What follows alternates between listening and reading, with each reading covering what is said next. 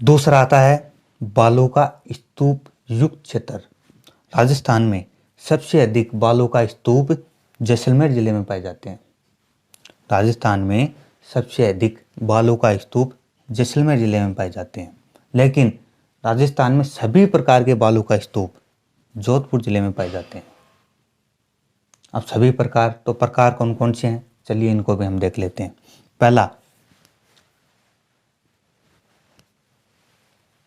पहले नंबर पे आएंगे बरखान।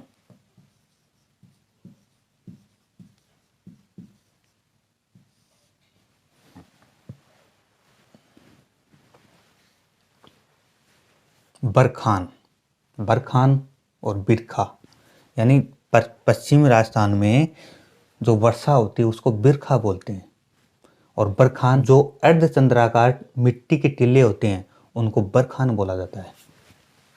बरखान, इस प्रकार के जो टीले बनते हैं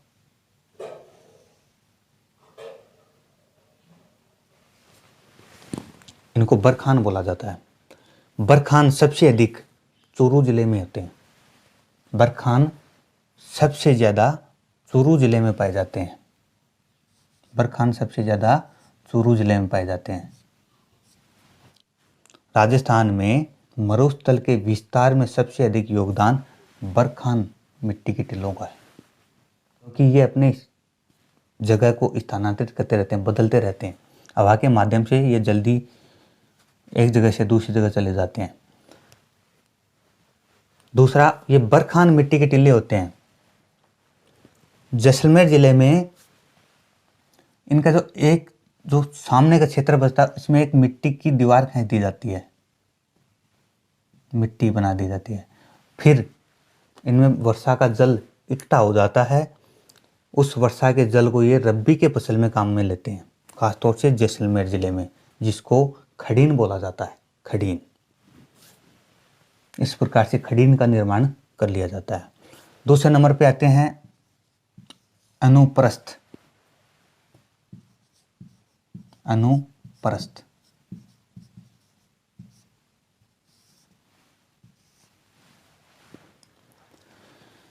अनुप्रस्थ बालों का स्तूप वायु के समकोण पर बनने वाले मिट्टी के टीले होते हैं। वायु के समकोण पर बनते हैं ऐसे।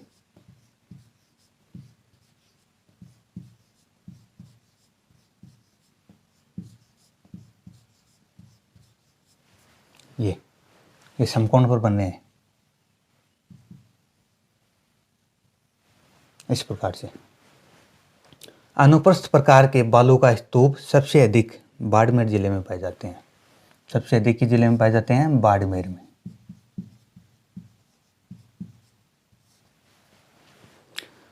तीसरे नंबर पे आते हैं अनुदैर्घ्य, जिन्हें रेखीय बोलते हैं। रेखीय बालों का स्तूप या अनुदैर्घ्य।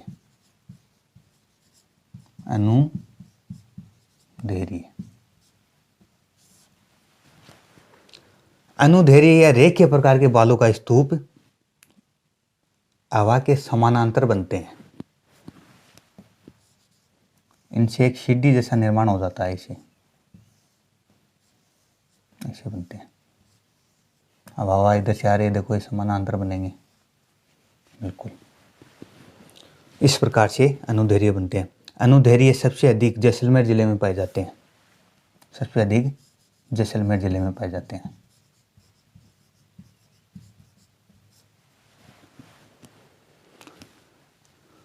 चौथे नंबर पे आते हैं शीप।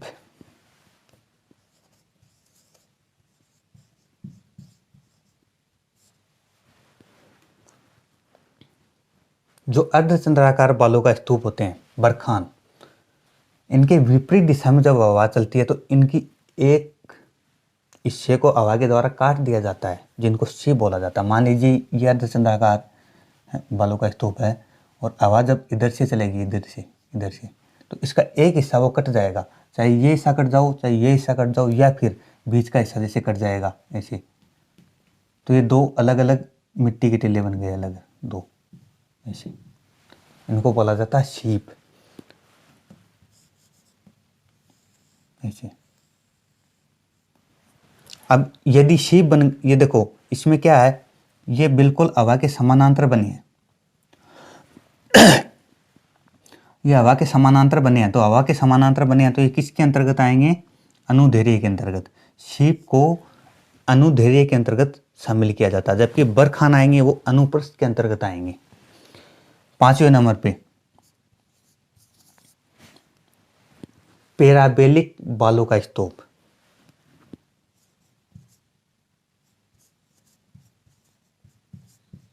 पैराबोलिक,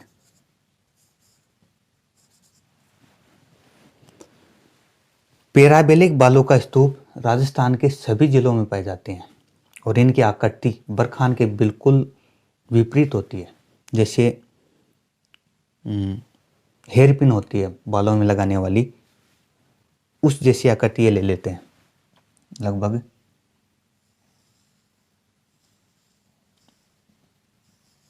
ऐसी आकृति, इनको बोलते हैं पैराबोलिक। राजस्थान में सबसे अधिक पैराबोलिक प्रकार के बालों का स्तूप पाए जाते हैं, ये सभी जिलों में पाए जाते हैं। जबकि मरुस्थल के विस्तार में सबसे ज़्यादा योगदान है वो है बरखान बालों का स्तूप होगा। 6ठे नंबर पे आते हैं तारा बालों का स्तूप। तारा,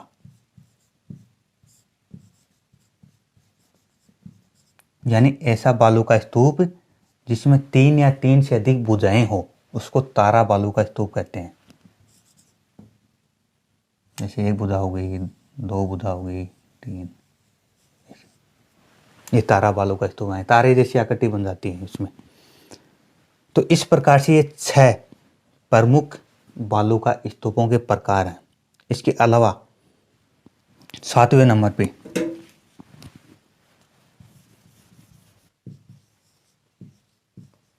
सब्र का पीस या नेब का।